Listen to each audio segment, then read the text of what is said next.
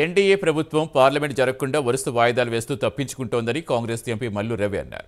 అదానీ ముడుపుల వ్యవహారంపై కాంగ్రెస్ ప్రశ్నిస్తున్నందువల్లే డ్రామాలు ఆడుతుందని మండిపడ్డారు. అదానీ మోదీ బండారం బయటపడుతుందని కేంద్ర సర్కారు భయపడుతోందన్నారు.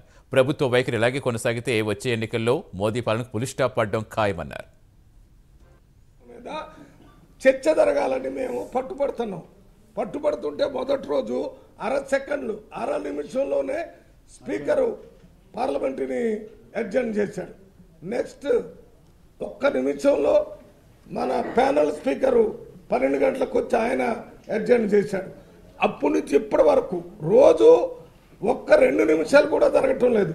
మేము హౌస్లో కోరేది ఏంటంటే ఇప్పుడు ప్రధానమంత్రి రిజైన్ చేయమని అడగటంలా, మేము ప్రధానమంత్రి రిజైన్ చేయమని అడగటంలా, అదాని మీద వచ్చిన ఆరోపణల మీద, అదాని మీద వచ్చినటువంటి కరప్ట్ ఛార్జెస్ మీద పార్లమెంట్లో చర్చ చేయమని అడుగుతున్నాం.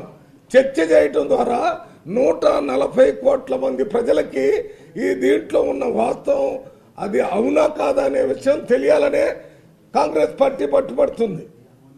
వాళ్ళు దీని మీద చర్చ జరిగితే అదానికి మోడీకి ఉన్నటువంటి చీకటి ఒప్పందాలన్నీ బయటపడి ఆ పార్టీ మీద ఆ ప్రధానమంత్రి మీద అపకీర్తి వస్తుందనే ఉద్దేశంతో పార్లమెంట్ నడవకుండా చేస్తున్నారు.